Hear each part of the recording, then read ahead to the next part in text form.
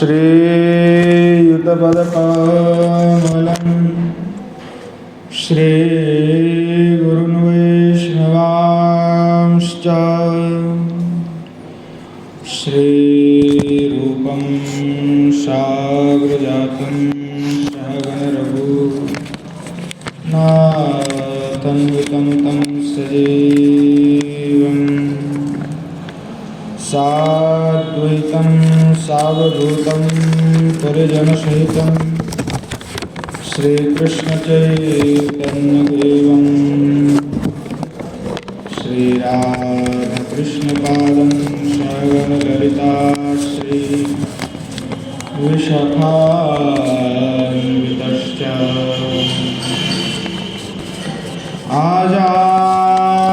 आजानुलम्बितभुजो कनकावदातो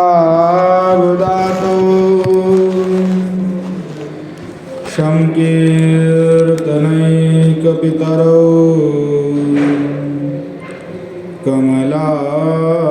कमलायताक्षो विश्वाम्भरो द्विजवरो युगधर्मपालो वन्दे जगत्प्रियकरो करुणावतारो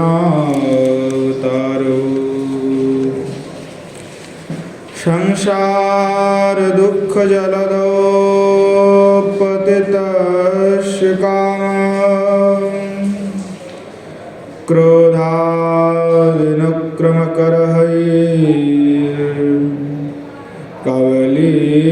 क्रोधादिनक्रमकरहैर्कवलीकृतस्य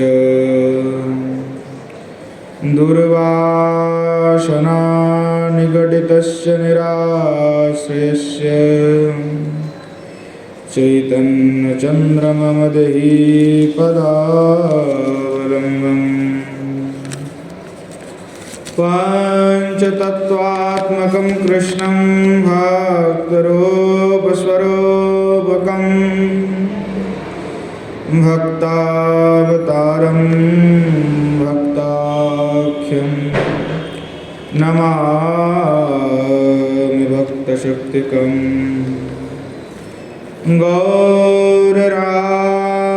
गौररामसमारम्भा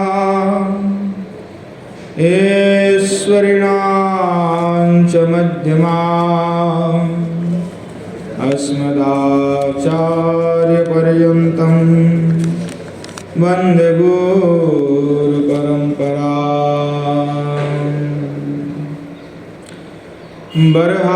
बर्हापीडं नटवरवपुः कर्णयो कर्णिकारम् बिभ्रद्वासः कनककोपिशं वैजयन्तीं च मालां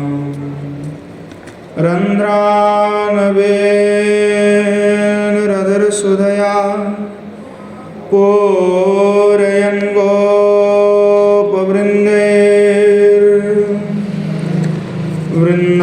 गोपवृन्दैर्वृन्दारण्यं स्वपदरमणं प्राविशद्गीतकीर्तिः अस्ति स्वस्तरुणीकराग्रविगल कल्पप्रश्नाप्लुतम् वस्तु प्रस्तुतवेणुनादलहरि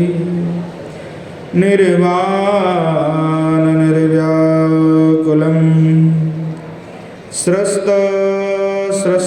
स्रस्तनिबध्नि विविलसः गोपीसहस्रावृतम् हस्तन्यास्तनतापवर्गमखिल द्वारं किशोराकृतिः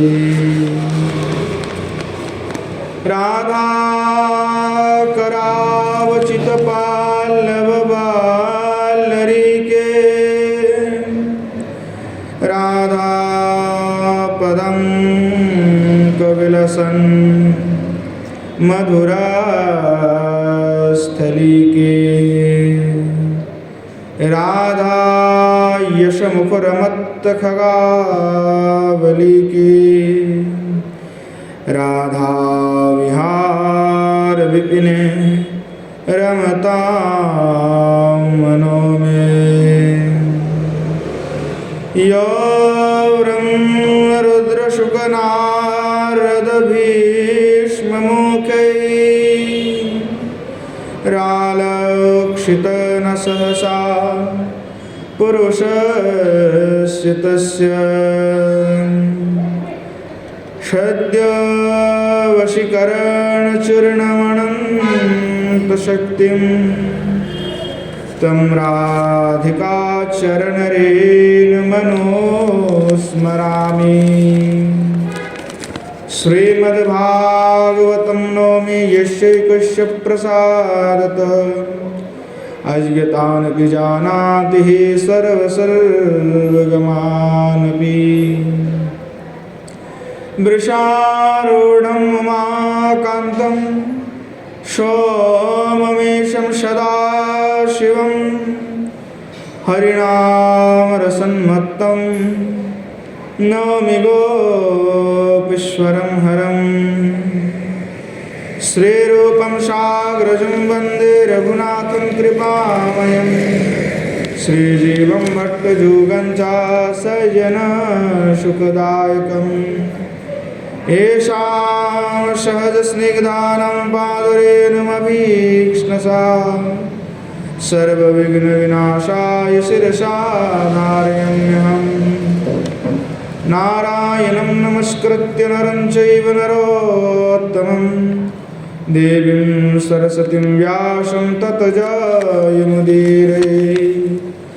वृन्दायै तुलसीदेव्यै प्रियायै केशवस्य च कृष्णभक्तिप्रदे देवी सत्यवते नमो नमः।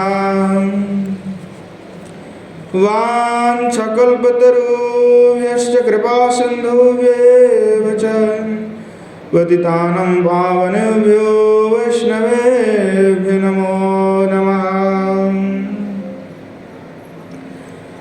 हरे कृष्ण कृष्ण कृष्ण हरे हरे हरे राम राम राम हरे हरे।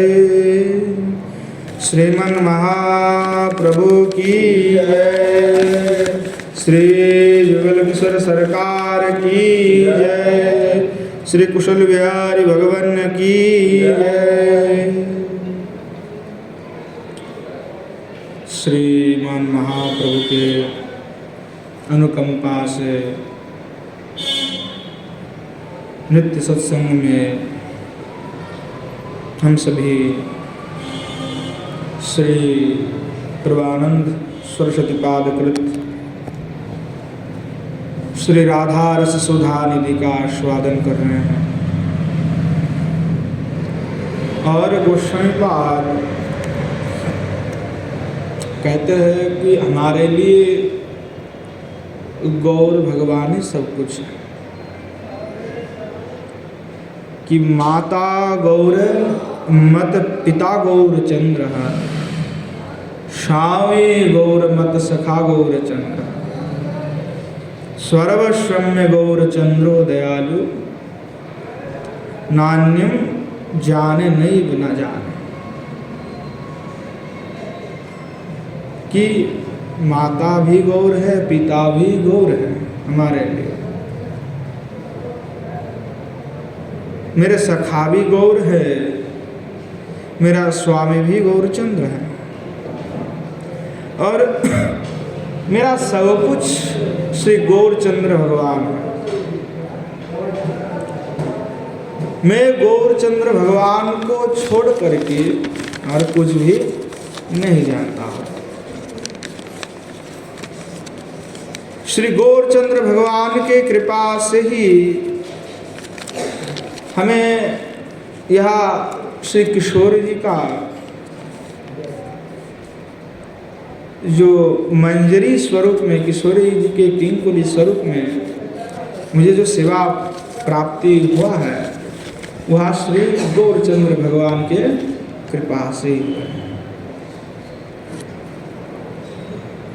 तो गौरचंद्र भगवान को प्रणाम करते हुए जिनकी कृपा से है प्राप्त हुआ वही श्री प्रभानंद सरस्वती पाद श्री किशोर जी का महिमा का वर्णन कर रहे थे कि पिछले दिन हम आस्वादन कर रहे थे कि श्री भगवान किशोरी जी की श्री चरणारविंद को अपने वक्षस्थल पे धारण किया।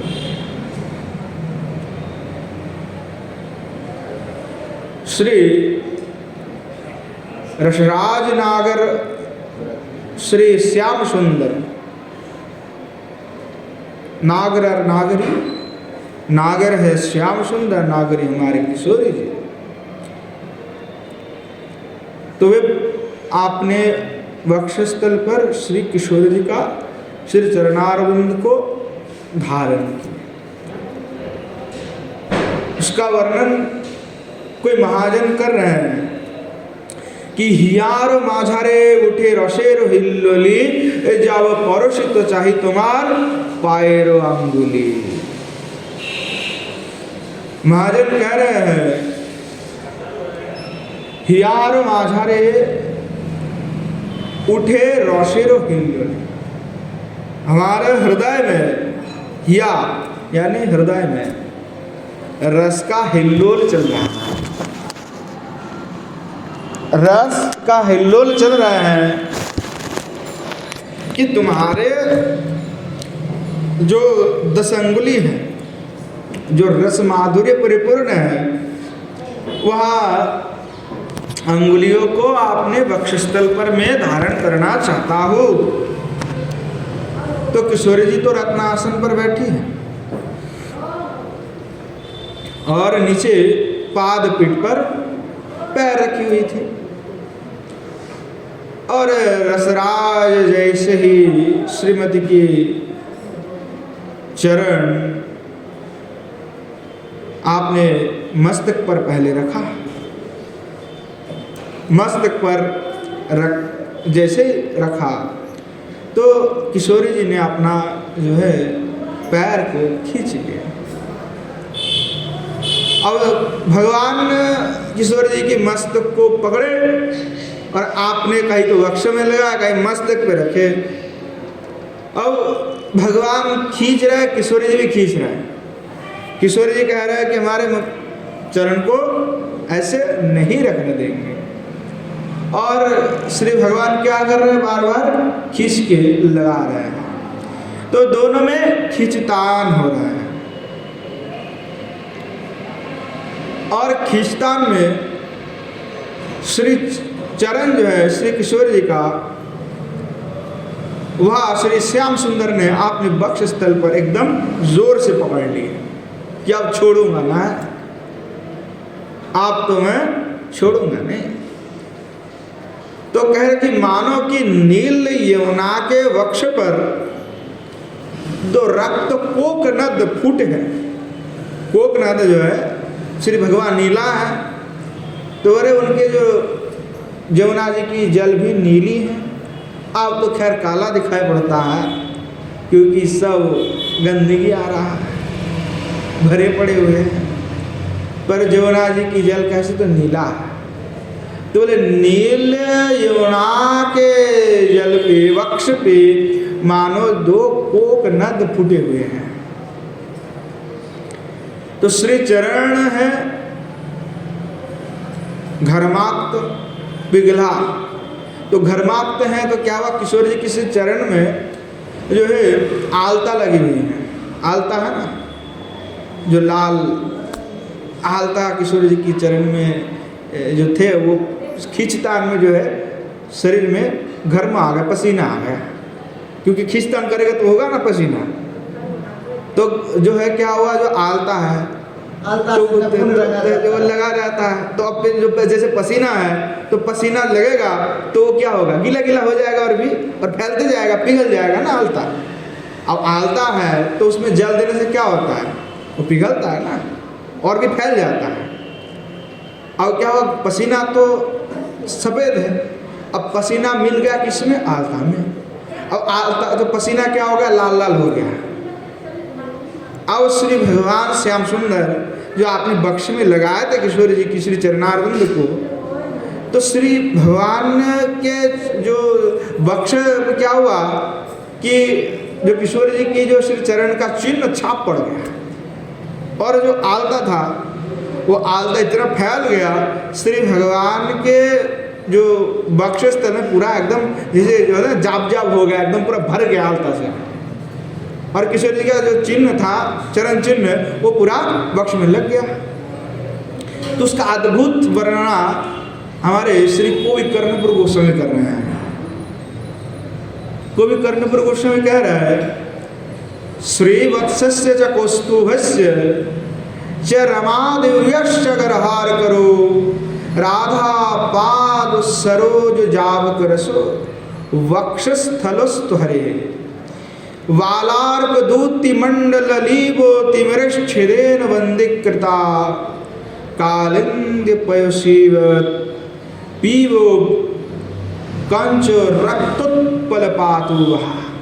वो कहने लगे, अलंकार कौस्तुभ में वर्णना की, अलंकार कौस्तुभ नाम के ग्रंथ है, श्री कवि कर्णपुर गोस्वामी ने लिखा अलंकार शास्त्र के ऊपर। जैसे नाट्य शास्त्र के ऊपर रूप गोस्वामी बात के नाटक चंद्रिका कैसे कहा, कौन से अलंकार नाटक में प्रयोग किए हैं, उसका वर्णन है। और हमारे अलंकार कौस्तुभ में है कि गोस्वामी पाद ने जितने ग्रंथ लिखे, कहा कौन सा अलंकार का प्रयोग किए हैं, कौन सा रस यहाँ पे प्राप्त हो रहा है, तो सब कुछ वहाँ पे वर्णन किया गया है। तो क्या श्री हरि श्याम सुंदर के वक्षस्थल से ये लगा हुआ श्री किशोरी का यावक रस, संस्कृत में उसको कहते हैं यावक रस, यानी आलता। तो कहने लगे वहाँ जो जावक रस है, वहाँ जावक रस सबकी रक्षा करे। तो इसका तात्पर्य कि जावक रस में इतना तक किशोरी हमारे रक्षा करे कि जिनके जावक रस की शोभा से श्री भगवान श्याम सुंदर के वक्ष में नित्य स्थित रहने वाले जो श्रीवत्स चिन्ह है, जो कौस्तुभ मणि है, जो स्वर्ण रेखा है, हाँ, ये सबको ये जावक रस तिरस्कार कर रहे हैं। अर्थात तो क्या हुआ, जो आलता है सबको कलर कर दिया, सबको एकदम लाल लाल कर दिए। तो किशोरी का चरण की चिन्ह छोड़ करके और कुछ नजर नहीं आ रहा। तो क्या ऐसी अपूर्व सेवा है कि देखो श्रीवत्स चिन्ह को भी, कौस्तुभ मणि को, लक्ष्मी की जो स्वर्ण रेखा, ये सब जो है तिरस्कार कर रहे हैं, इनको तिरस्कृत कर रहे हैं। कौन? जावक रस आलता के सामने सब फीका पड़ गया। तो अद्भुत किशोरी का श्री चरणारविंद की जावक रस की महिमा है कि जो श्री हरि के वक्षस्थल को ऐसे रंगीन कर दिया कि मानो नित्य विराजमान रहने वाले सब मंगल चिन्ह भी आज जो है धिक्कार हो रहा है, उनके सामने टीक नहीं पा रहे हैं। किशोर जी के श्री चरणारविंद की जो जावक रस है वह मानो आज शोभा को बढ़ा दिए है। तो कहें कि आज देखो हरि का क्या शोभा है, अद्भुत शोभा है। तो कि कालिंदी की जल में मानो रक्त कोकनद जो है विराजमान, तो खिल रहा है, रक्त कोकनद खिले हुए हैं। तो श्री भगवान जो है किशोरी जी का ऐसे श्री चरणारविंद को अपने वक्षस्थल पर लगाया और लगा करके श्री भगवान को जो आनंद से व्यथित भगवान जो हो रहे थे, अनंग बाण से जर्जरित है भगवान, और अनंग बाण से जर्जरित होने के कारण जो ताप संताप से भगवान ग्रस्त थे, जो व्यथा जो यंत्रणा हृदय पे भगवान का हो रहे थे, किशोरी जी की श्री चरणारविंद को आपने वक्षस्थल पर जैसे लगाया तो श्री भगवान का जो उग्र संताप था वह उग्र संताप एकदम शांत हो गया। तो भगवान क्या है कि बोले वो मधुपति, अर्थात भगवान आज मधुपति बन गए। तो बोले देखो जैसे कि रसिक भंवर अर्थात मधुपति रसिक भंवरा, तो भौरा का क्या काम है? भौरा क्या करता है कि कमलिका मधुपान करते हैं, नहीं तो घूमते रहता है। अब जब जा करके कमल पुष्प का मधु को पान कर लेता है तो फिर क्या होता है, वो वहीं पे सो जाता है पी करके, कमल के दल में ही। कमल पुष्प होता है तो जो मधुपान करता है हवा पे अंदर, और वहीं पे पी करके एकदम सो जाता है। तो बोले शांत हो जाता है। जो भाव भाव भाव करके घूमने वाले होते हैं निरंतर, वो एकदम पूरा शांत हो जाते हैं। ऐसे चंचल चपल और उद्दंड नागरवर श्याम सुंदर आज शांत हो गए हैं। किशोर जी की श्री चरणारविंद को आपने वक्षस्थल पर लगा करके श्री भगवान एकदम शांत हो गए, मानो उनका जो भी संताप था, हृदय में जो यंत्रणा व्यथा था, सब एकदम शांत हो गया। बोले इसलिए पूर्वानंद सरस्वती वाद जो किंकरी स्वरूप में विराजमान होकर के वे देख रही हैं कि किस प्रकार से श्याम सुंदर श्री किशोर जी का श्री चरणारविंद को आपने वक्षस्थल पर लगाई हुई है। और तो कहने लगी कि वाह क्या अद्भुत दृश्य, किशोर जी का श्री चरण का अद्भुत महिमा है। ऐसी शीतलता है कि मधुपति श्री भगवान का समस्त उग्रताप को भी नाश कर देता है।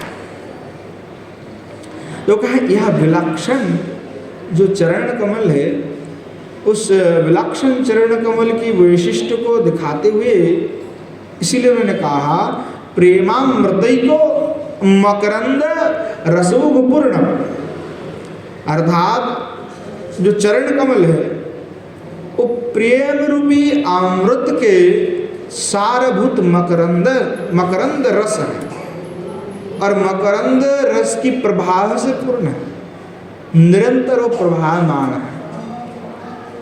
और उस प्रेमामृत रस को पाकर के, अर्थात जो श्रीमती किशोरी जी की श्री चरणारविंद है, उससे जो अजस्र धार से प्रेमामृत रस निकल रहे हैं, उस प्रेमामृत रस के लेप से जो जावक रस है, तो कहने लगे कि जावक रस क्या है? बोलिए प्रेम रस है। जावक तो निकल रहा है पर वो मकरंद सदृश प्रेम अमृत रस है। उस रस की अजस्र धार जो श्री भगवान के वक्षस्थल पे लगे हुए, उसके कारण श्री भगवान के समस्त संताप आज दूरीभूत हो रहा है। ये प्रेमामृत रस का महिमा है। इसीलिए और कोई ऐसा रस नहीं जो भगवान को संताप कर दे, ऐसा और कोई भी रस नहीं है। भगवान की जो मदन ज्वाला है, तो मदन ज्वाला को कोई बुझा नहीं सकता। श्री किशोर जी के सिवाय उनकी मदन ज्वाला को कोई शांत नहीं कर सकते।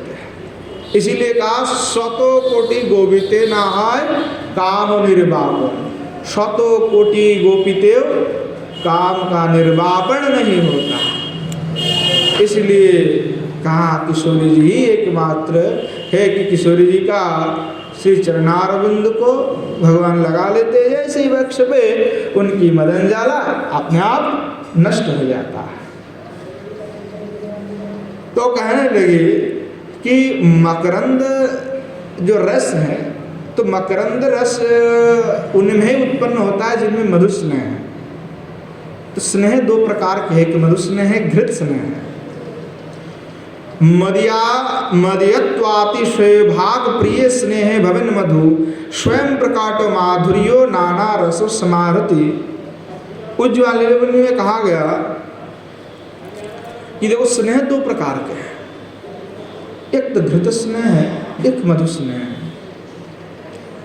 तो कहने लगे श्री कृष्ण मेरे हैं, श्री कृष्ण मेरे ही हैं निश्चित रूप से। इस प्रकार के जो मदीयता भाव है, ये जो पूर्ण स्नेह है, उसे मधु स्नेह कहा जाता है। और चंद्रावली का क्या है? घृत स्नेह। मधु स्नेह का तात्पर्य है कि मधु के लिए, मधुपान करने के लिए आपको अलग से कुछ भी मिश्रित करने की आवश्यकता नहीं है।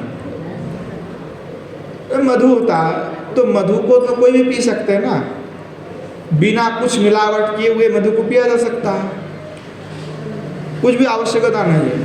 पर आप उस, अगर हम 1 किलो घी दे दें, बोलिए खाइए, खाएंगे? कुछ बिना मिला करके अब क्या घी को खा सकते हैं?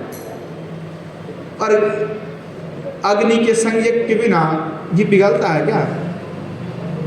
नहीं पिघलेगा। अब बिना कुछ मिलावट किए घी को खाने के लिए किसी दूसरी वस्तु की आवश्यकता पड़ता है, और मधु को किसी भी वस्तु की आवश्यकता नहीं पड़ता, वो स्वयं मिठास है।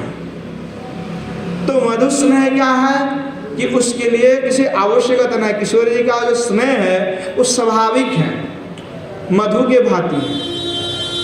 और चंद्रावली का स्नेह क्या है? तो घृत स्नेह है, अर्थात कुछ संयोग की आवश्यकता पड़ता है।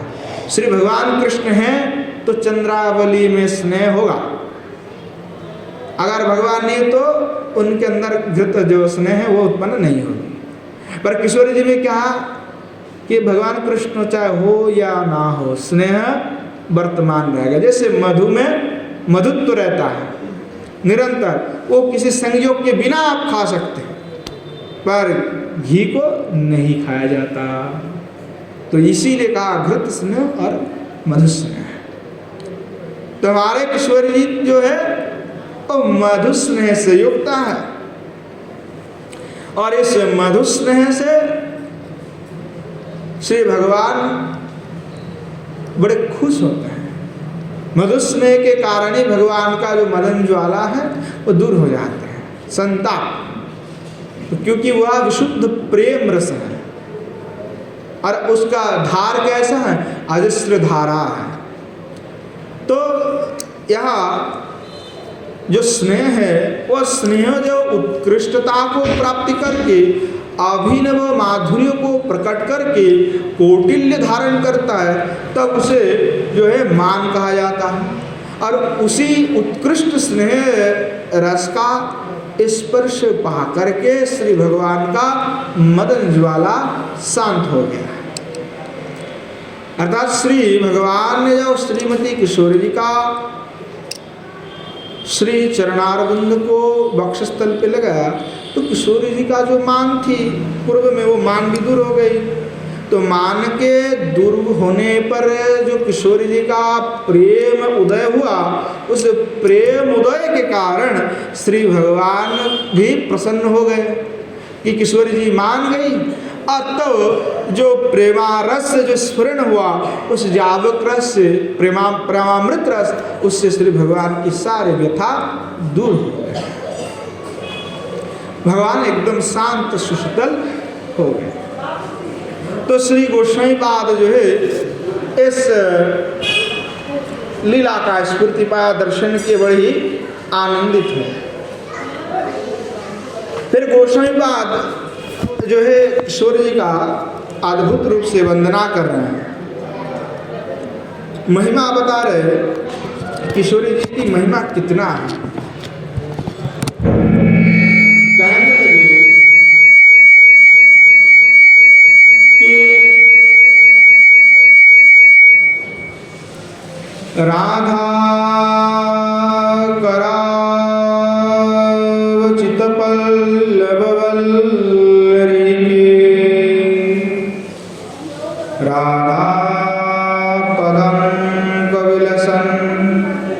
मधुरा स्थली के राधा यश मुखुरमात खगावली के राधा विहार विपिने रमता मनोने। श्री गोस्वामी पाद श्री किशोर जी का अद्भुत महिमाओं को वर्णना करते हुए कह रहे हैं कि राधा कराओ चितपाल वल्लरी के,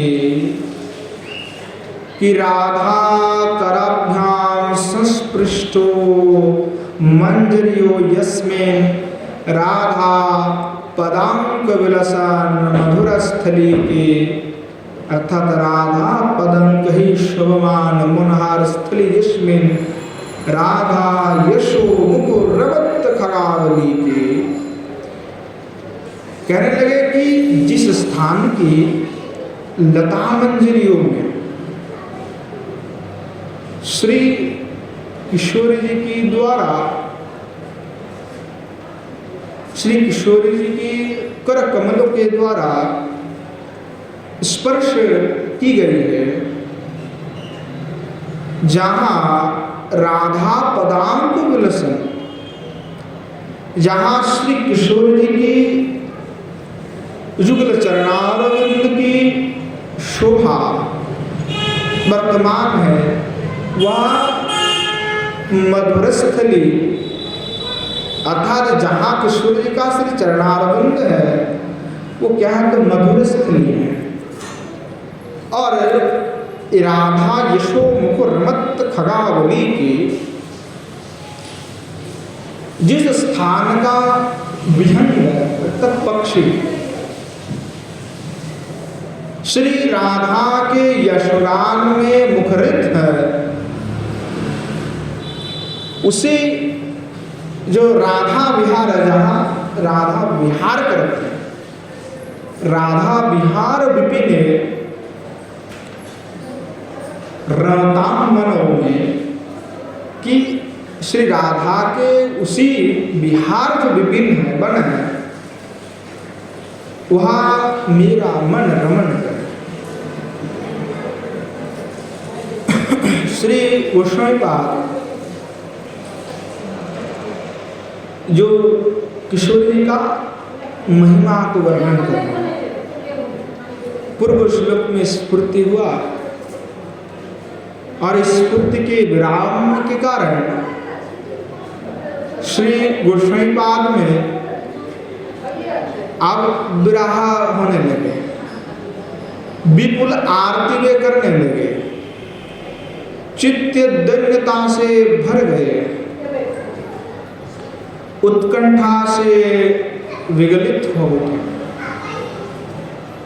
श्रीपाद के हृदय पे दैन्यता के उदय होने पर उनको लगा कि श्री राधा चरणारविंद का प्राप्ति बड़े ही दुर्लभ है, दुर्लभ लग रहे हैं। श्री वल्लभ विद्याभूषण पाद कहते हैं, उत्कलिका वल्लरी में, उत्कलिका वल्लरी रूप गोस्वामी पाद के जो रचित हैं, वहाँ टीका में श्री गोस्वामी पाद ने लिखा, अलवधाभीष्टस्या विष्णुत्कंठया विलसित चित्तस्य तल्लाभे स्यायोग्यत्व स्फूर्त्या बुधुइतो दैन्यस्य भक्तस्य स्वाक्रंद अश्रुनिर्झरा पतति इयम् अवस्था खलु भक्तयनस्य पुरुषार्थदात्री। इसका तात्पर्य है वो गोस्वामीपाद कहाँ है, वल्लभ विद्याभूषण ने, अर्थात विराह भक्त की बातें जो है वे कह रहे हैं, विराही भक्त कि एक और जैसे अविष्ट प्राप्ति के अभाव में परमोत्कंठा से उसका चित्त विगलित हो जाता है, दूसरी ओर उसी तरह विपुल दैन्य के उदय होने पर अविष्ट की प्राप्ति के विषय में स्वयं की अयोग्यता भी स्फुरित होता है। एक तो परम उत्कंठा चित्त से विगलित होता है कि कैसे विष्णु का प्राप्ति होगा, और कैसे प्राप्ति होगा जब ये सोचते हैं तो मन में विपुल दैन्यता आ जाता है, और विपुल दैन्यता आने पर मन में यहाँ वे सोचने लगते हैं कि मैं अयोग्य हूँ, अर्थात स्वयं की अयोग्यता स्फुट होने लगता है कि अवलब्ध्या अविष्टस्य अविष्ट उत्कंठया विगलितस्य तल्लाभे स्यायोग्यत्व स्फुर्त्यात् अभ्युदयो धन्यस्य भक्तस्य सा क्रंदो श्रुतिनिर्झरोपदधति। और कहने लगे कि विपुल धन्यता के कारण जो स्वयं को जो अयोग्य समझते हैं तो वो व्याकुलित हो उठते हैं और व्याकुल हो करके विरह से वे दिन रात रोते रहते हैं, क्रंदन करते हैं। और यही जो दशा है भक्त की, यही जो अवस्था है, यही अवस्था ही परम आकांक्षणीय जो श्री युगल सरकार की श्री चरणारविंद है उसका प्राप्ति कराता है। अर्थात हमारे लिए पुरुषार्थ क्या है? श्री किशोर जी की श्री चरणारविंद की प्राप्ति, उनकी दासी होने की। तो हमारे लिए पुरुषार्थ तात्पर्य यही अवस्था है। तो धन्य से भरे हुए उत्कंठाग्रस्त श्रीपाद श्री गोस्वामीपाद यह सोच रहे हैं कि श्री राधा चरण प्राप्ति बड़े ही दुर्लभ है, क्योंकि जो ब्रह्मा से लेकर के बड़े बड़े मुनि योगेंद्रों को भी जो श्री चरणारविंद नहीं प्राप्ति होता है, वो हमें कैसे प्राप्ति हो जाएगा? ये सोच करके मन में सोच रहे हैं मैं क्या उसके लिए लायक हूँ? क्या मुझे ऐसे श्री दुर्लभ पद मिलेगा? और अगर मिलेगा तो कैसे मिलेगा? कहाँ जाने पर मिलेगा? क्या मैं वहां जा करके कैसे अपने आप को समर्थ हो जाओ कि मुझे श्री राधा चरण प्राप्ति हो जाए? तो जैसे ये वे सोचते हैं तो निराशा से युक्त होकर के जो विरह दशा है, अब निराशा भी है, तो उसी में हृदय पे स्फूर्ति होने लगता है और आशा की जैसे रात की गहरे अंधेरों है और उसमें प्रातःकाल की जब प्रातः आता है तो पहले से आभास होता है कि सूर्य उदय होने वाला है। ठीक वैसे ही आशा की किरण जो है फूट रहे हैं। तो इसलिए तो श्री गोस्वामीपाद के हृदय पे वृंदावन की श्रीधाम की कृपा की बात याद आ गया। वे श्री किशोर जी की बिहार भूमि का स्मरण करने लगे और वे कहने लगे कि मैं तो श्री वृंदावन का कृपा पात्र, मुझे वृंदावन ने कृपा किया।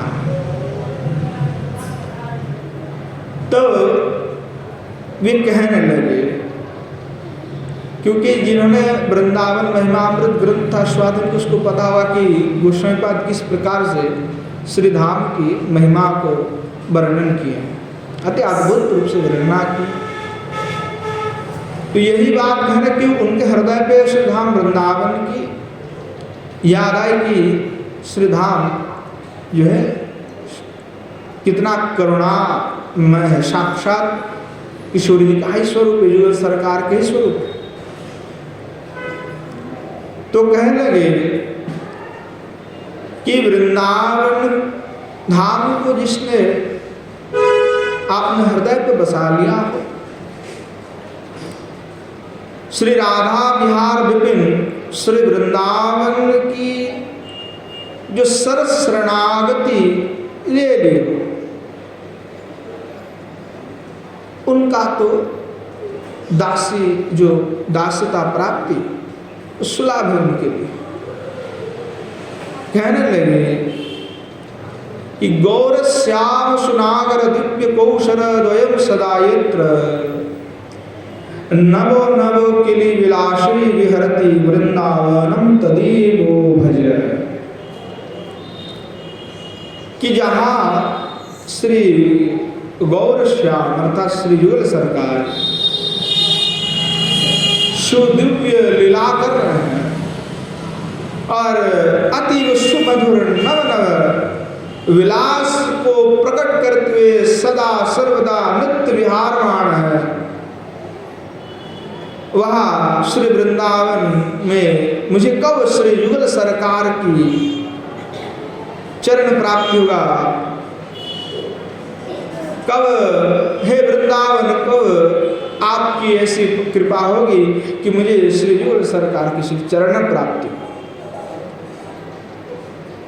और यहाँ पे वे कह रहे राधा विहार विपिने रमताम मन में,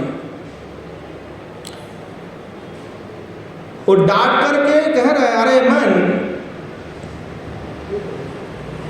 तू श्री राधा के विहार विपिन में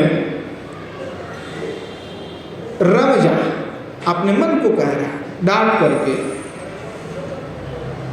कि तुम आओ वृंदावन में है, मन को लगा ले जहाँ किशोरी का विहार करते किसके साथ, श्री ठाकुर जी के साथ, श्याम सुंदर के साथ। कहने लगे यथा हरिषि मनहा स्वयं अंकुशे धावती, बोले कि देखो अब मन को पूरा शांत करके वृंदावन में लगवा दो, अब किसी जगह पे नहीं जाना। इसलिए पूर्व में भी कहा कि काशी आदि समस्त धाम को छोड़ करके मुक्तिदात्री जितने भी धाम है वो परम धाम है, परंतु वह सब त्याग करके श्री वृंदावन में ही आया, तो इससे कोई श्रेष्ठता और कुछ है नहीं। सबसे उत्तम से उत्तम है कि जहाँ प्रेम रस की प्राप्ति होता है। यहाँ के श्री दिव्य वृक्ष में भी ऐसे क्षमता है कि वो प्रेम प्रदान कर सकता है। यहाँ वृंदावन के प्रत्येक वृक्ष कल्प वृक्ष है, पर ये ऐसे अद्भुत कल्प वृक्ष है कि जो प्रेम भी दे सकता है, दूसरे कोई भी कल्प वृक्ष प्रेम नहीं दे सकता। तो ये कहाँ है, तो कहने लगे कि राधा कराव चित पल्लव वल्लरी के, तो बोले वृंदावन के वृक्ष में ऐसे गुण कहाँ से आ गया, तो बोले गुण इसलिए आया है कि वह श्री किशोर जी की श्री हस्त कमल से स्पर्शित हुए हैं। नित्य लीला हो रहा है तो नित्य तो वृक्ष में श्री किशोर जी का हस्त तो पड़ ही रही है। तो कहने लगे कि राधा कराव चितपल्लव वल्लरी के, जिस स्थान की लता मंजरिया श्री किशोर जी के कर युगल के द्वारा स्पर्श किया गया, और वो सब क्या हो गया, तो कहे वो प्रेमी हो गए, प्रेम धन प्राप्त कर लिया उन्होंने, और इसलिए उनमें प्रेम को प्रदान करने की सामर्थ्य। तो कहने लगे ऐसे जो वृंदावन धाम है अद्भुत, यहाँ सब कुछ समस्त मोह माया बंधन को त्याग करते हुए एकदम निरतिशय हो करके निष्काम रूप से श्री किशोर जी की श्री चरणारविंद में मन को लगा, अर्थात देह दैहिकादि के जो आवेश है सब कुछ त्याग कर दो, केवल श्री युगल सरकार में ही मन को लगा। तो कहते हैं कि अरे हमें तो केवल किशोर जी से मतलब है, हमारा मन तो केवल किशोर जी में लग जाए, किशोर जी की श्री चरण की में दासी बन जाओ, यही मेरा प्रार्थना है। क्योंकि वृंदावन के पास ये प्रार्थना करने लगे, क्योंकि वृंदावन के ही स्थावर जन सब कुछ चिन्ह है, पूर्व में भी इन्होंने बात कह दी, पर अभी फिर पुनः कहने के कारण क्या है कि पुनः स्फूर्ति हुई। पहले विरह हुआ पहले तो वंदना रूप में कहें, अब लीला का स्फूर्ति हो रहा है। तो कहने लगे कि वृंदावन में मन को पूर्ण रूप से लगा हुआ। तो तुरंत क्या हुआ, मन में एक लीला का स्फूर्ति आ गया श्रीपाद के हृदय में कि श्री राधा कुंड के वन में श्री जुगल किशोर मधुर वन विहार लीला कर रहे हैं। श्री युगल सरकार सखियों के साथ जो विराजमान होकर के जो वहाँ पे वन है, तो वसंत ऋतु चल रहा है और वसंत ऋतु में जो नए नए फूल खिले हैं और वन का शोभा सब देख रहे हैं। और श्री गोस्वामीपाद भी किंकरी के रूप में सेवा में जुटे हुए हैं। अनेक प्रकार की पुष्प से जो है वन भरे हुए और अनेक प्रकार के पुष्प के सुगंध से एकदम आमोदित हो रहा है, सब उत्फुल्लित हो रहा है। और फूल इतने सुभायमान है, तो हमें विहंग भी आ गए, पक्षियां और अनेक प्रकार की पक्षियां हैं, कोयल आदि तो गुंजन कर रहे हैं, भौरा की गुंजन हो रहा है, तो बड़ा अद्भुत लग रहा है। और हमारे किशोर जी स्वामिनी जी श्री ठाकुर जी के साथ, श्री श्याम सुंदर के साथ, आपने सखियों गण के साथ विराजमान होकर के विहार कर रहे हैं और सखियां अनेक प्रकार की मंद मंद गायन कर रहे हैं। संगीत माधव में इसका बड़े अद्भुत रूप से इसका वर्णन किया। गोस्वामीपाद के लीला स्फूर्ति में वे जुटे हुए, तो लीला के स्फूर्ति में देख रहे सब कुछ, दर्शन कर रहे साक्षात। तो श्री युगल सरकार परस्पर जो है कंठलिंगित अवस्था में है, मानो गजराज हथिनी की तरह जो है मधुर मधुर रूप से वन का विहार कर रहा है। और इन सखियों में अलग अलग सखियां तो अलग अलग गुण से सब भरी हुई है। तो जो सखियों को सबसे अच्छी से अच्छी गाना गानी आती है वो गा रही है। सुकंठायुक्ता जो है, तो सुकंठी जो सखियां हैं वह मधुर रस को उद्दीप्त करने वाले जो जुगल विलास के माधुरी गीत है, वो माधुरी गीत को गा रही है। और कभी कभी कोई सखी जो है क्या कर रही है कि नए नए पुष्प हैं, तो पुष्प को लेकर के वह जुगल सरकार के ऊपर पुष्प को गिरा रही है। अद्भुत स्वभाव है। और पुष्प के जो कमल, पुष्प के अंदर जो दल है वो सुंदर है, वो कुंकुम आदि से विराजमान होकर सब एकदम फूल को छिड़क रहे हैं। अब जब जुगल सरकार आ रहा है तो नीचे भी फूल ऐसे छिड़क रहे हैं और सुगंध से फूल के बड़ा अद्भुत मनोरम हो रहा है। उसके साथ में सुकंठा जो है युक्ता जो सखियां हैं और रसदीपक गायन कर रहे हैं। और श्री किशोर जी भी कभी अपने हाथों से स्वयं फूल को उठा करके श्री भगवान कृष्ण के ऐसे मुंह में मार रहे हैं। तो और श्री भगवान भी क्या करते, तो श्री भगवान भी कोई फूल को ले करके वो भी किशोर जी को ऐसे मार रही है। तो क्या हुआ कि कुसुम से दोनों का जो है, दोनों का मुंह में कुसुम कुसुम भर गए अनेक प्रकार के फूल से। और बड़े अद्भुत जो शोभा है उसका दर्शन श्री गोस्वामीपाद जो है कर रहे हैं लीला का स्फूर्ति में। और सखिया बड़े आनंदित हो रहे हैं, ऐसे अद्भुत लीला है। तो विशाखा आदि सखियों के साथ विराजमान होकर के ऐसे वे चल रहे हैं, रस स्वादन कर रहे हैं। अब क्या हुआ कि उस दिन के बाद श्री किशोरी जी अपने सखियों को लेकर के दूसरे दिन आए कि श्याम सुंदर आएंगे तो हम लोग पहले से चले जाते। तो आपने सखियों के साथ मंजरी किंकरियों के साथ में श्री किशोर जी जो है पुष्पचयन करने के लिए वन में गमन किए। अब सब सखियां जो हास्य रस परिहास करने लगे तो विशाखा कहने लगी कि सखी देखो तुम ये फूल मत तोड़ना, कुछ पुष्प हैं जिन पुष्प को उठाने के लिए किशोर जी को माना कर रहे हैं विशाखा। बोले किशोर जी इस पुष्प को अब मत तोड़ना।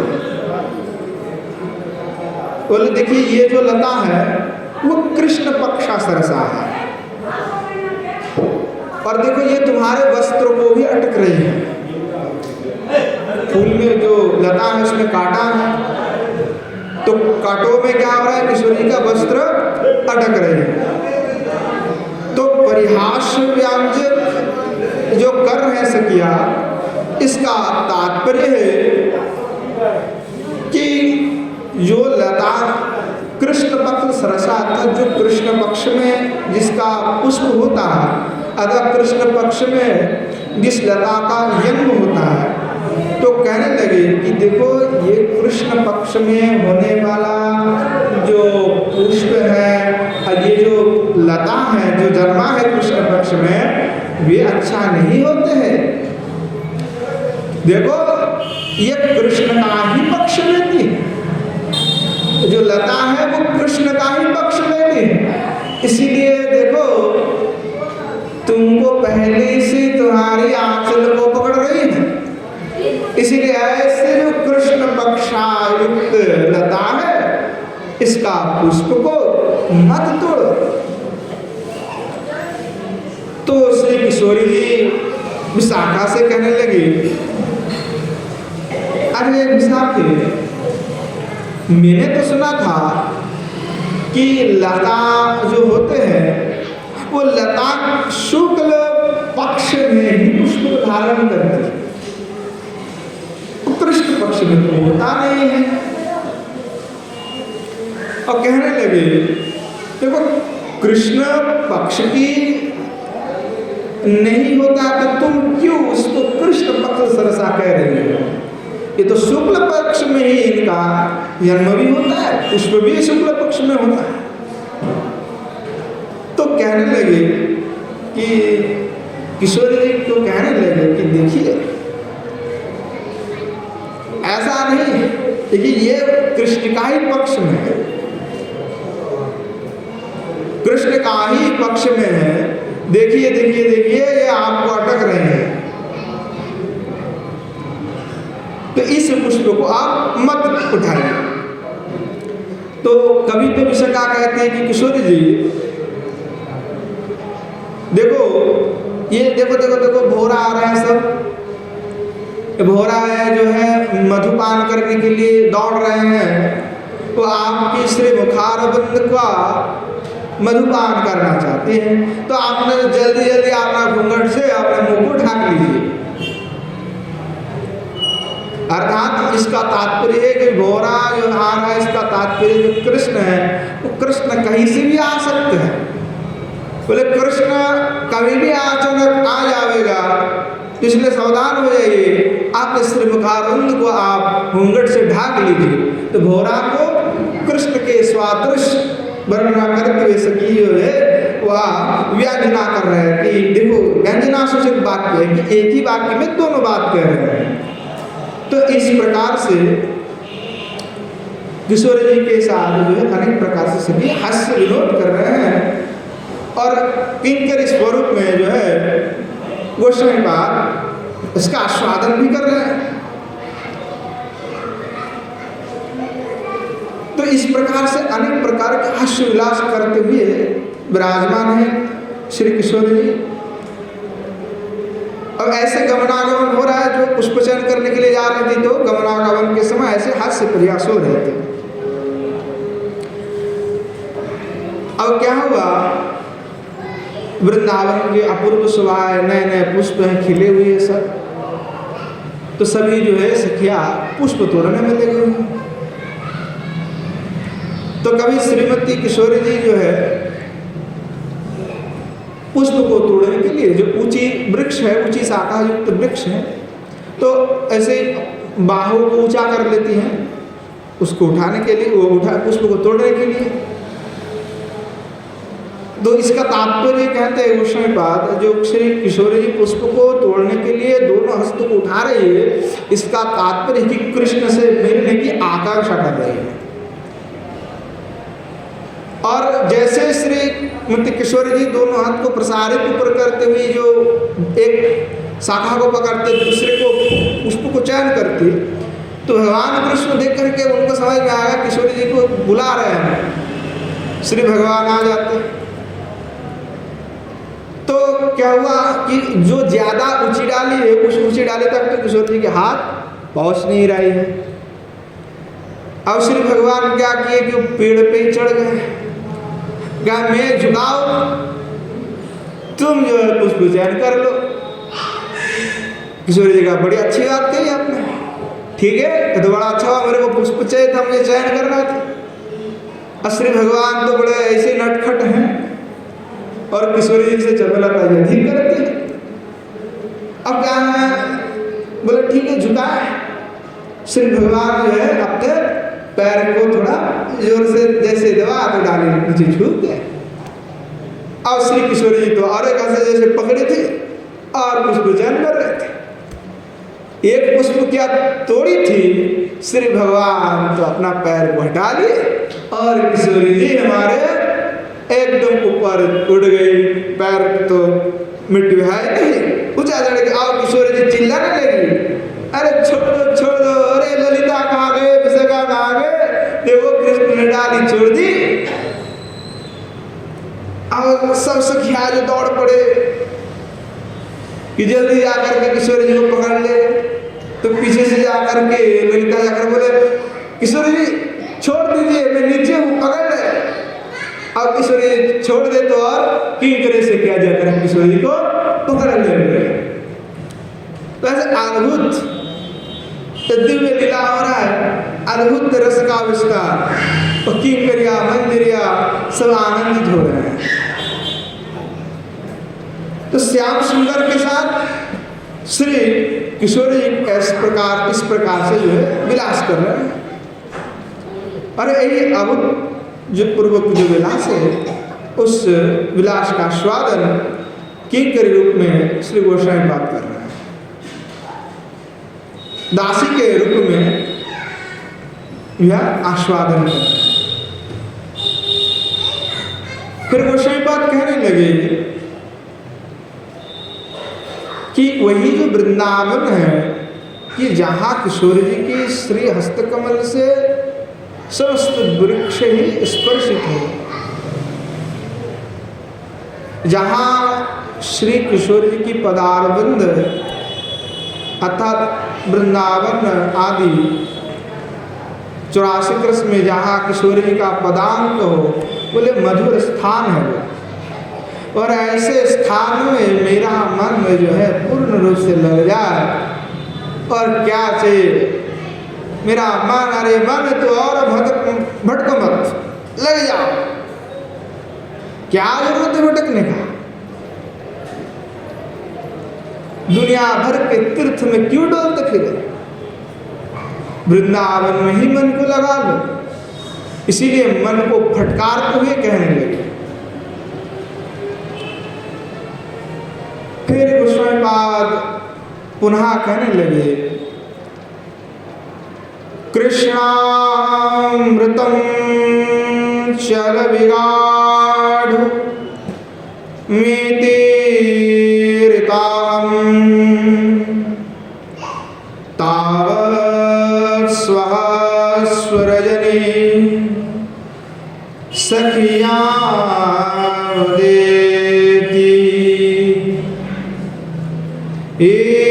इत्थ्यां विहस्य वृषभान् श्रुताः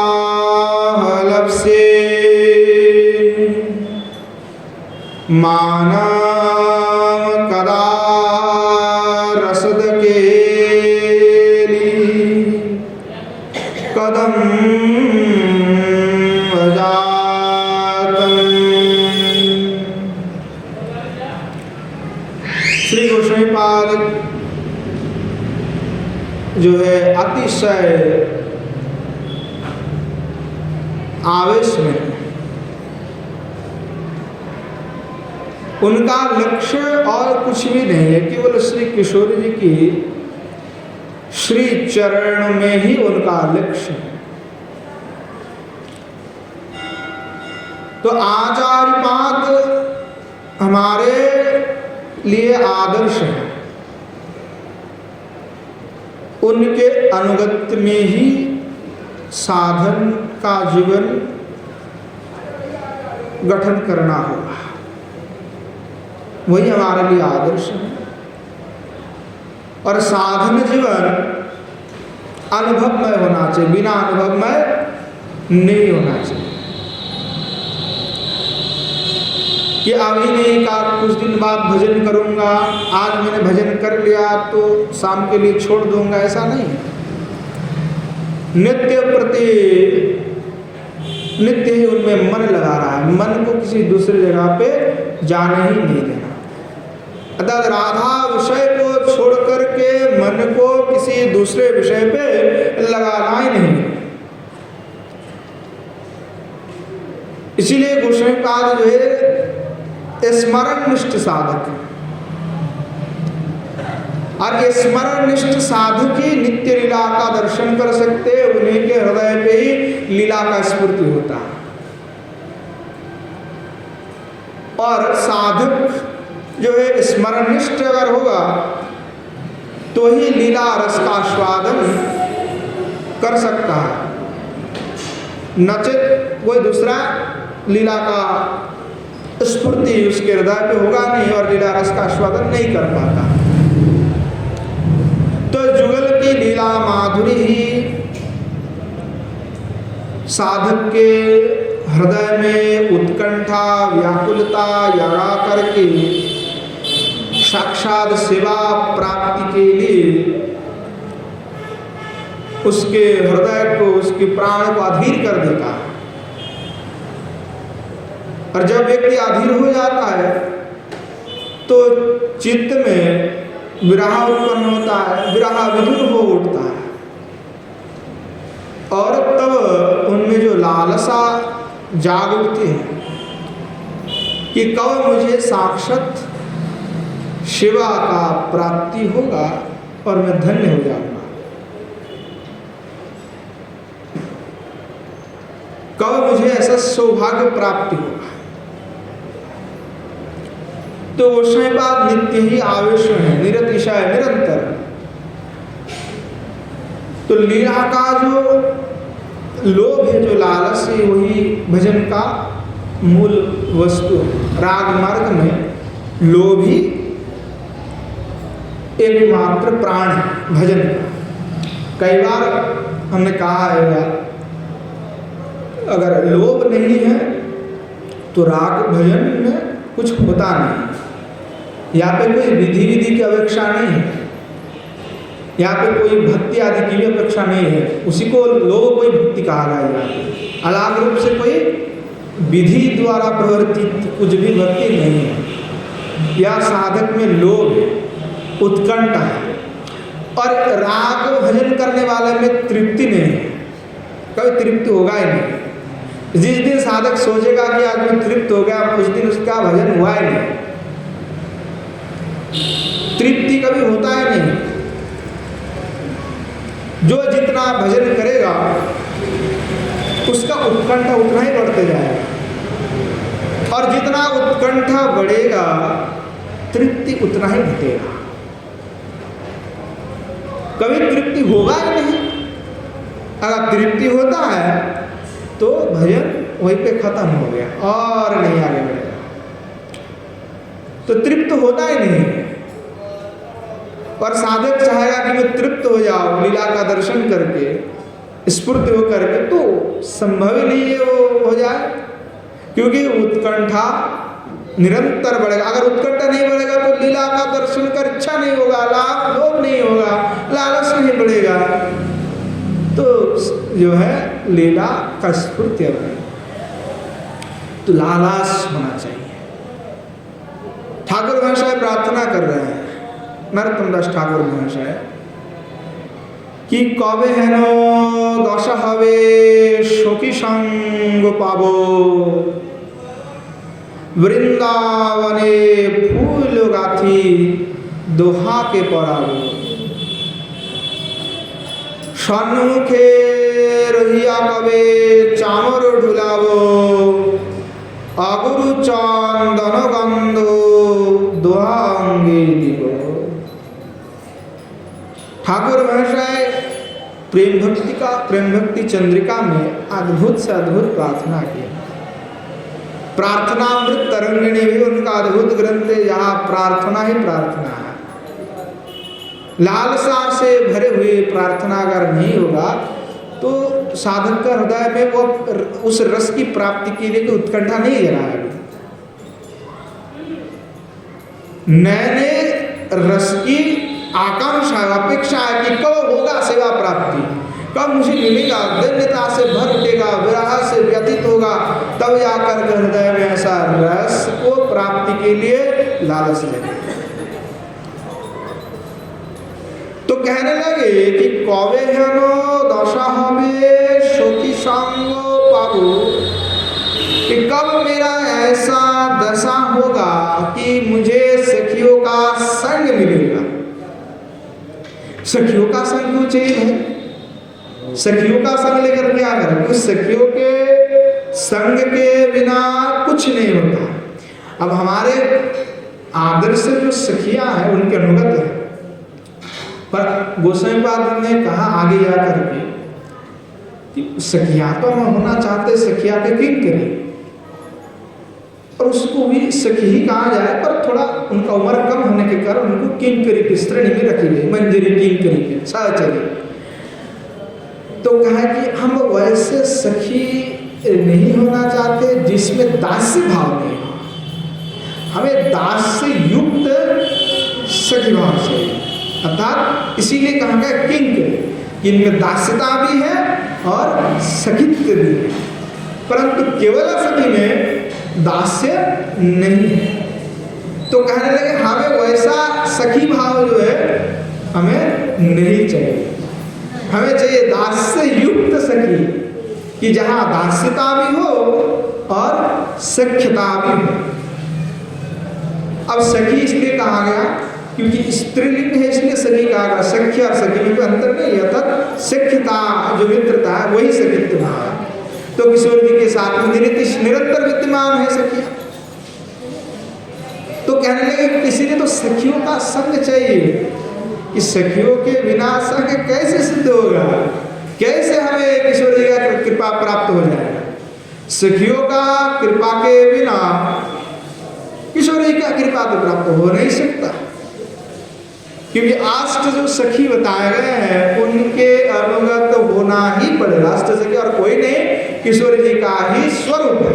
किशोर जी अष्ट द्विधाभूत हो करके एक ही जो किशोर जी अष्ट रूप प्रकट करके अपनी लीला को विस्तार कर रहे हैं। ब्रह्म संहिता में भी श्री जीव गोस्वामी पाद ने कहा कि श्री किशोरी जी गोपी शब्द में श्री राधिका को समझना चाहिए।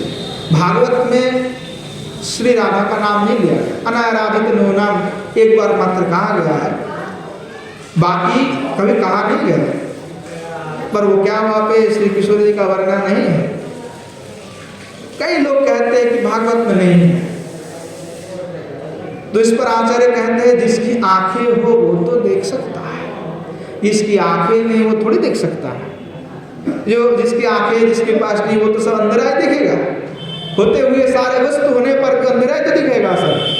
तो ऐसे जो व्यक्ति हैं वो कभी श्री किशोर जी को दर्शन नहीं कर सकते। इस बार सनातन गोस्वामी बड़े भाव व्यक्त किए। इस भागवत में श्री किशोर जी का नाम तो सर्वत्र विराजमान है, पर वो प्रकट रूप से क्यों नहीं है,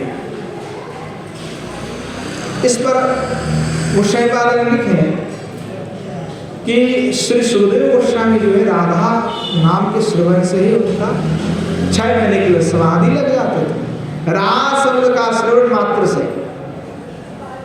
अब भाई सुखदेव जी का उद्धार, सुखदेव जी जो अब आए कथा करने के लिए, हाथ में समय है 7 दिन की, परीक्षित जी का उद्धार करे तो 7 दिन के अंदर अगर कभी कह दे।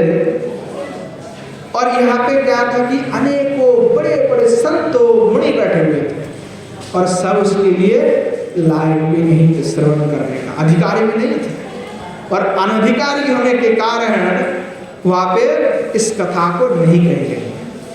और ऐसे भी गोस्वामी पाद लिखे हैं कि भागवत में देखेंगे तो 18,000 श्लोक के जगह में कुछ 14,000 ही मिलता है, बाकी नहीं मिलता। तो 4,000 श्लोक कहाँ गए?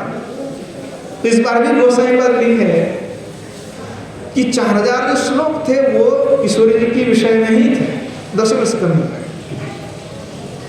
पर जब 10वें स्कंद का प्रारंभ होता है तो किशोरी जी साक्षात प्रादुर्भूत होकर के सुखदेव गोस्वामी को माना करते हैं कि हमारे लीलाओं को इस सर्व समक्ष में आने की आवश्यकता नहीं, इसका समय नहीं, इसलिए उन श्लोकों को नहीं कहे। और बाद में रूप सनातन आदि गोस्वामियों ने जो ग्रंथ का प्रकटन किया वही साक्षात भागवत का ही प्रकटन किया, वही लीला तद लीला को ही यहाँ पे प्रकाशन किया गया।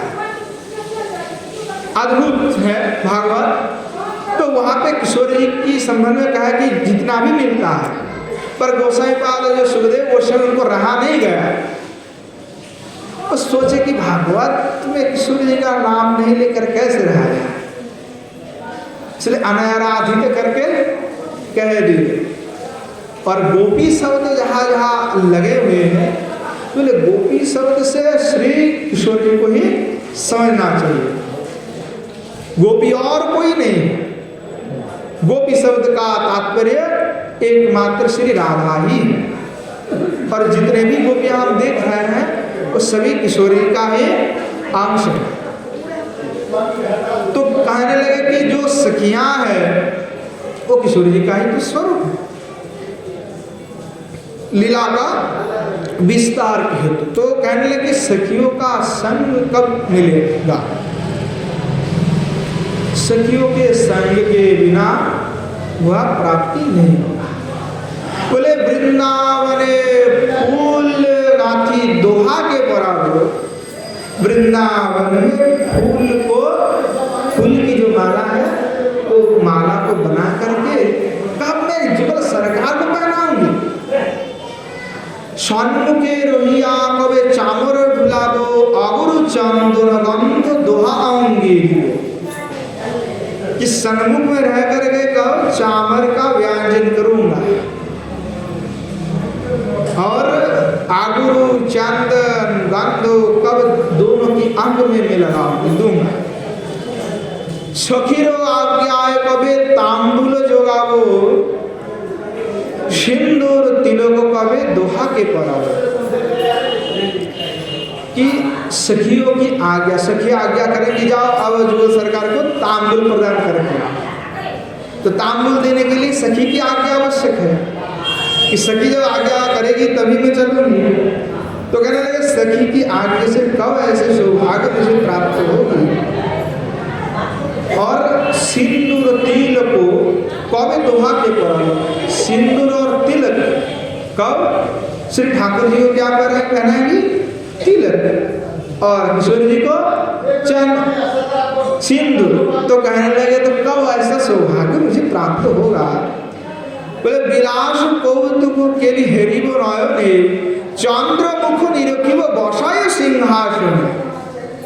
अब विलास कौतुक जुगल सरकार की जो विलास है, जब नित्य निकुंज में विलास होता है तो किंकरी और मंजरियों को प्रवेश करने के अधिकार है, सखियों को प्रवेश का अधिकार प्राप्त नहीं होता, क्योंकि सखिया का उम्र ज्यादा है और किंकरिया कम उम्र की है, 10-11 साल की, तो उनको कुछ समझ नहीं है, बस वो सेवा करती, इतना पता है कि सेवा करना है। तो इनके लिए प्रवेश अधिकार है। तो इसीलिए नरोत्तम दास ठाकुर महाशय कहने लगे कि विलास कौतुको केली हेरिबो मन, जो विलास कौतुक वो अपने नयन से मैं देखूंगा। चंद्रमुख निरखिब बसाए सिंहासन, जो श्री किशोरी का चंद्र मुखारविंद है सिंहासन में बैठा करके वो मैं देखूं। बोले सदा से माधुरी देखी मनेर लालसे, कत दिने हबे दया नरोत्तम दास। श्री ठाकुर महाशय कहने लगे कि मैं तो सदा ही वह माधुरी का देखने का अपेक्षा कर रहा हूँ, कब वह विलास मुझे दर्शन प्राप्त होगा। और कतो दिने हवे दया नरोत्तमे, कब होगा इस नरोत्तम के प्रति दया किशोरी जी कि तब मैं लीलाओं का दर्शन कर पाऊंगी, आपकी सेवा कर पाऊंगी।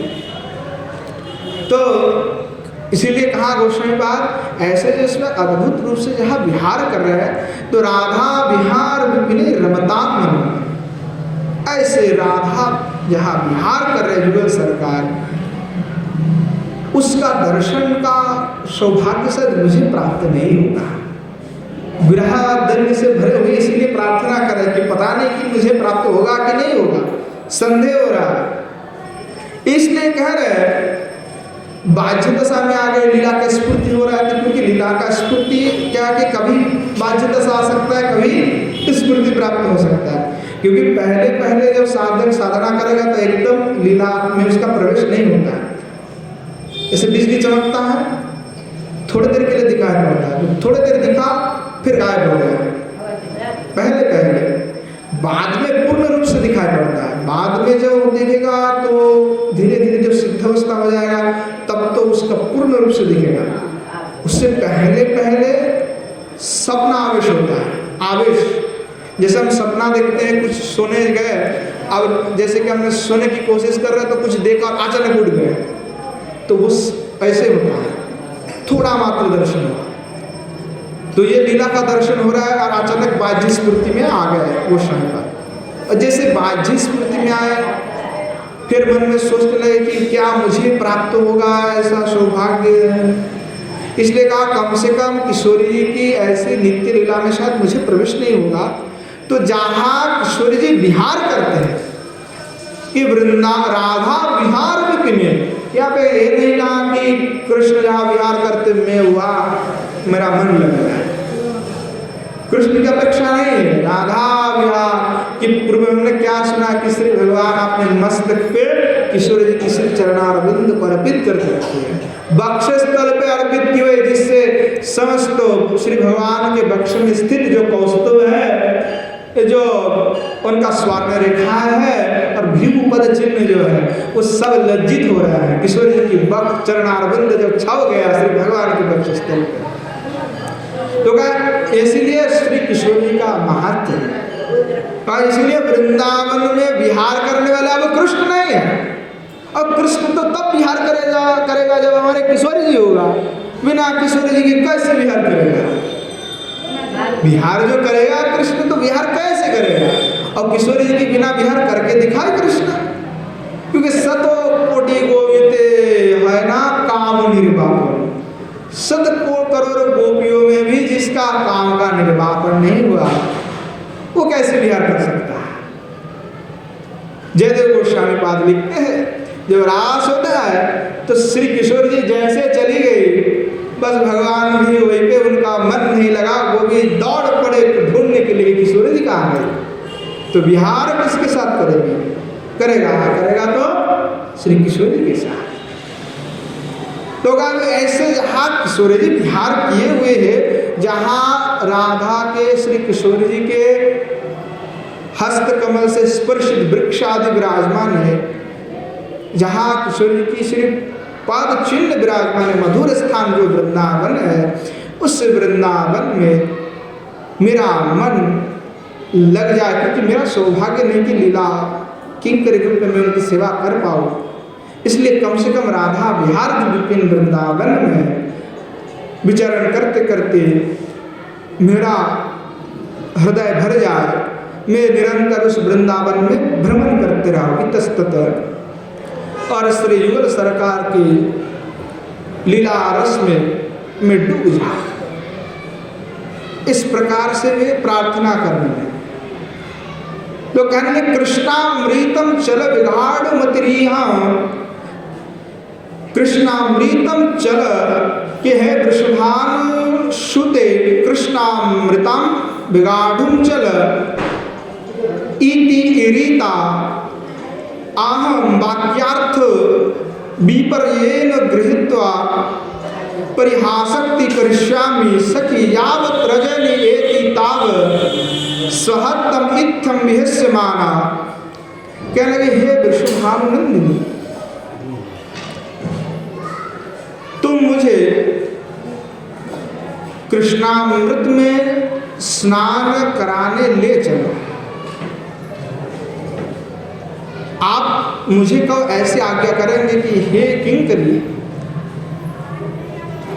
तुम मुझे कृष्णामृत में स्नान कराने के लिए ले चलो। कब तुम मुझे ऐसी आज्ञा दोगी? जो एक गोसाई पाद प्रार्थना कर रहे हैं किशोर जी के पास कि कब आप ऐसे मुझे प्रार्थना करने का मौका प्रदान करेंगे। अर्थात यहाँ पे कृष्णामृत शब्द का तात्पर्य है सिर्फ भगवान से कब मिला है। और यहाँ पे दो शब्द श्लेषार्थ भी किए हैं कि यमुना जी में नहाने की बात कर रहा है कि यमुना जी में कब तुम मुझे ले जाओगे। अब यमुना जी का तात्पर्य है कि यमुना जी के जल जो नीला है, तो नीला स्वर सदृश कौन है? सारे भगवान श्याम सुंदर है। तो एक ही वाक्य में दोनों ही वाक्य कह रहा है। कहने लगे जब आप ऐसे मुझे कहोगी तो मैं कहूंगी कि हे सखी, हे किशोर जी, देखो जब तक अभी तो रात्रि काल है, थोड़ा प्राप्त होने दो। याद होगा अभी जाना ठीक नहीं है, क्योंकि जटिला तुम्हारे मन है, सब जाने कैसे दे। तो थोड़ा रात्रि काल होने दो, गंभीर रात्रि होने दो, तो रात्रि काल में तुमको मैं ले चलूंगी। रात्रि काल अर्थात जो है एकदम रात्रि तो नहीं है, खैर यानी निशांत लीला में जो है एकदम 3 बजे। तो कहने लगे कि वो रात्रि काल आने तो फिर तुमको ले जाऊंगी। रात्रि काल होते ही मैं कृष्णामृत में तुम्हें स्नान कराऊंगी।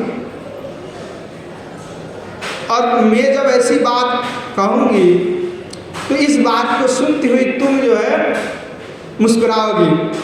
अब ये जो तुम मुस्कुराओगी और मुझ पर कृपावर्षण करोगी, हैं, और मेरे पीठ को थपथपाओगी कि तुम बहुत बड़ी अच्छी बात कही हो।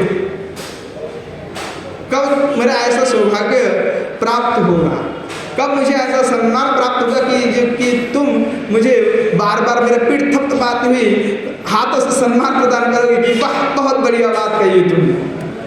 कब ऐसा मुझे सौभाग्य प्राप्ति हो।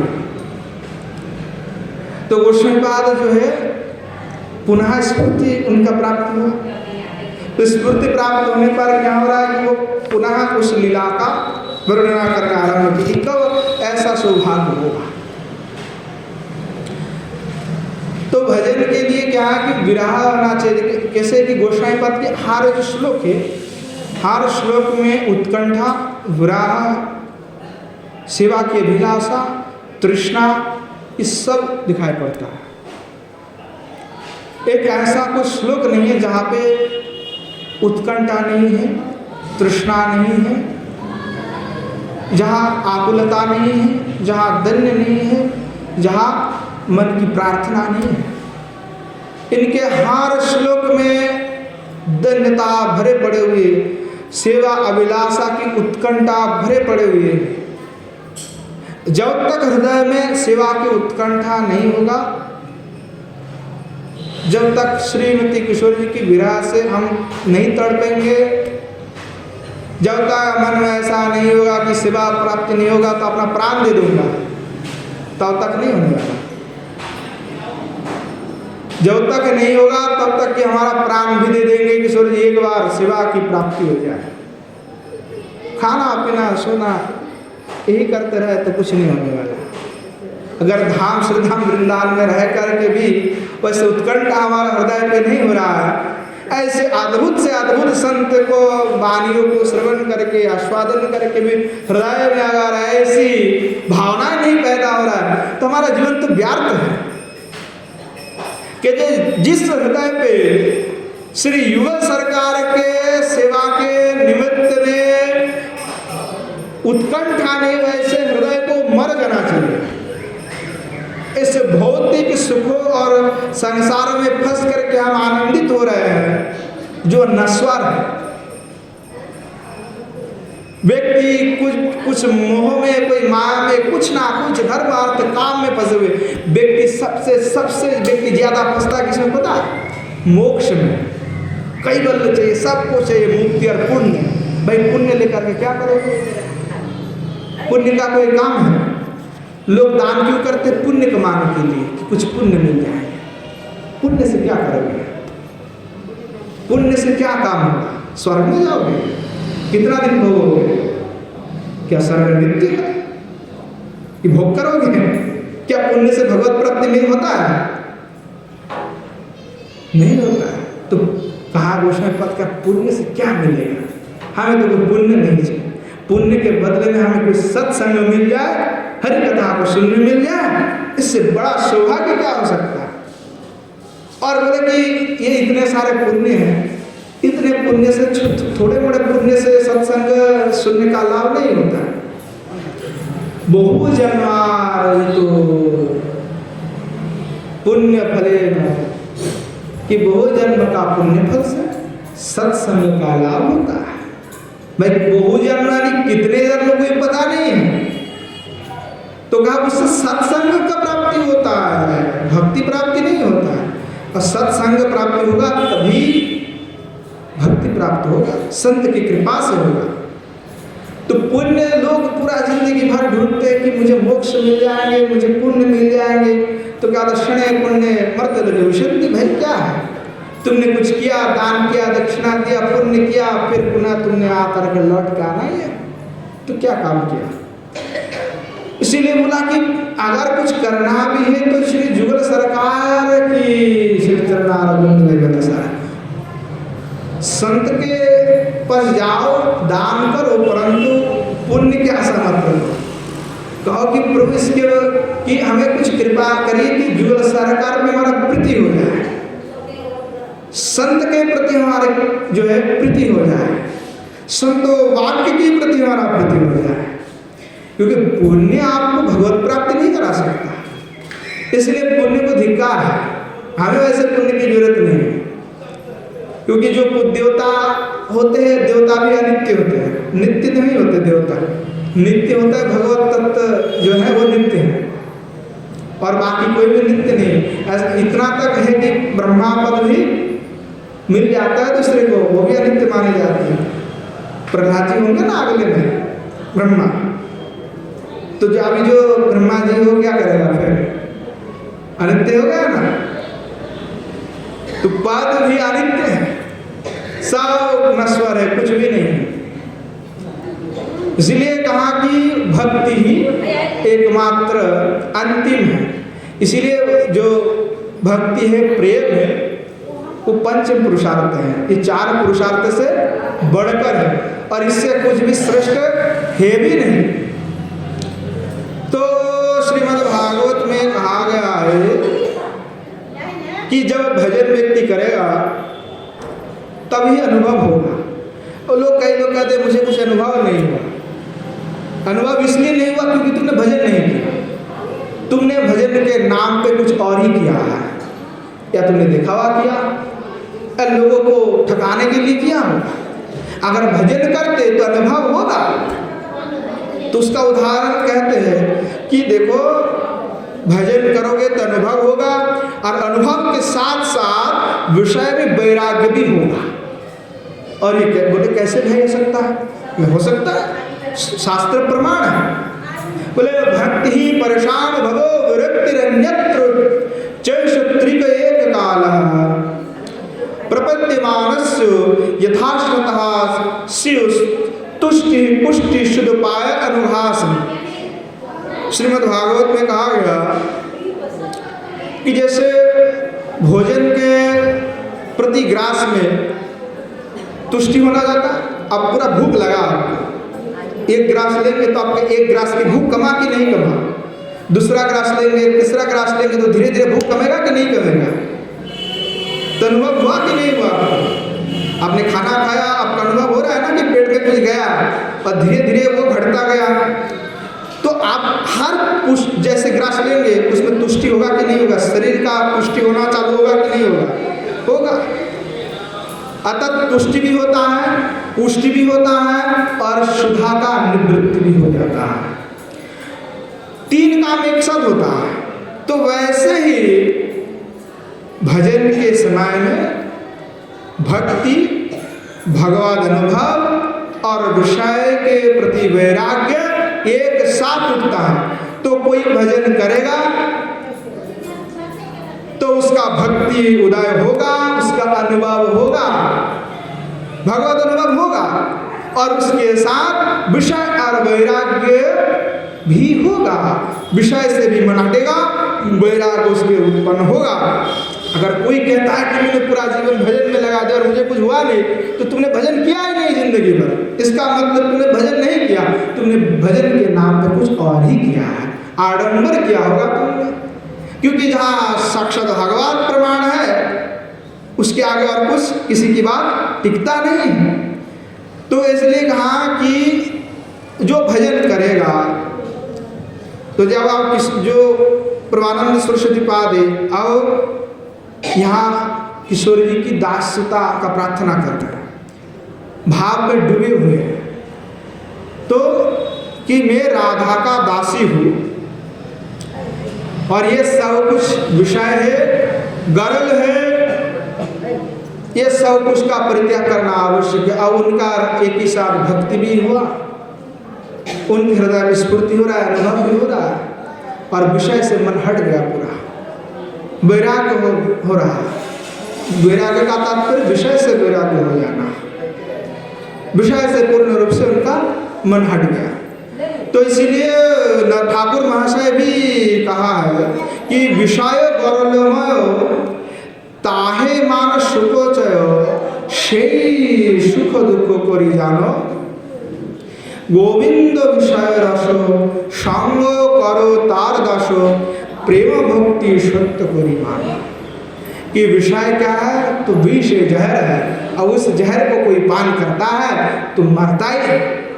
शास्त्र में कहा गया भागवत में कि गरल का पान तो एकमात्र शिव ही कर सकता है और दूसरा कोई गरल का पान करेगा तो तुरंत ही मरेगा।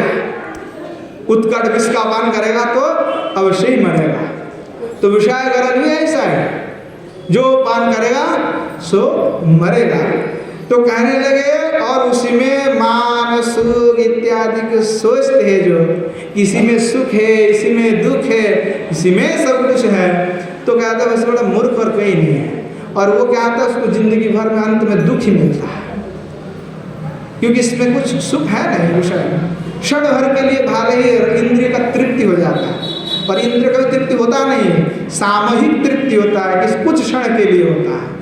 सोचता है इंद्र कहाँ तृप्ति हो गया, तत्क्षण में फिर तृप्ति खत्म हो जाता है। तो कहा कि ये सब छोड़ करके गोविंद, अगर विषय रस में डूबना है तो गोविंद विषय रस में डूबो। भाई ये भी विषय है, तुम क्यों संसार विषय रस में डूब रहे हो? गोविंद विषय रस में डूब जाओ और संग करो तार दास। संग भी करना है तो वैसे संत का संग किया करो। क्यों ग्राम्य कथा वार्ता में अपना समय को नष्ट कर रहे हो? सत्संग किया करो, सत्संग किया करो, हरि कथा में अपना जीवन को व्यतीत करो। कुछ बोलना है तो हरि कथा बोलना है, कुछ सुनना है तो हरि कथा सुनना। तो दिल और दिमाग में हरि को ही बैठा के लेना है। हरि कथा के सिवा दिल और दिमाग में कुछ नहीं बैठाना चाहिए। दिल और दिमाग अगर एक जगह में लग गया तो मन कहीं और जा ही नहीं सकता, वो वही पे टिके रहता है। और कहा कि प्रेम और भक्ति सत्य है, प्रेम और भक्ति एकमात्र औषध है कि विषय से व्यक्ति को निवृत्त करा दे और भगवत प्राप्ति करा दे। यह छोड़ करके जो भी इस संसार के विषय है वह भगवत प्राप्ति के लिए नहीं है। भगवत प्राप्ति के सहायक बन सकता है, परंतु जितना आवश्यक है उतना, उससे अधिक आपकी भोग अगर आप करते हो तो आप भोग क्या है, बंधन की कारण हो जाता है। जीव अनंत काल से भोग करते आ रहा है तो उसका भोग से कभी निवृत्ति होता नहीं है। इसीलिए गोविंद विषय रस में कोई मच जाएगा तो उसका स्वतः ही अपने आप को 3 काम हो जाता है, भक्ति भी होगा, भगवत अनुभव भी होगा और विषय से वैराग्य भी हो जाएगा। इसीलिए गोस्वामी पाद इस प्रकार से कहने लगे।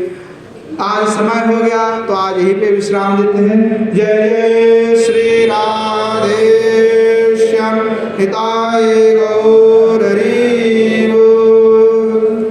श्रीमन महाप्रभु की जय, श्रीमन महाप्रभु के समस्त पार्षद वृंद की जय, श्री युगल सरकार की जय, श्री युगल सरकार के समस्त पार्षद वृंद की जय, श्री नवद्वीप धाम की जय, श्री वृंदावन धाम की जय, श्री प्रभानंद सरस्वती वाद की जय, श्री राधा रस सुधा निधि की जय, समस्त संतो वैष्णव भक्त वृंद की जय, आस्क हरि कथा की जय।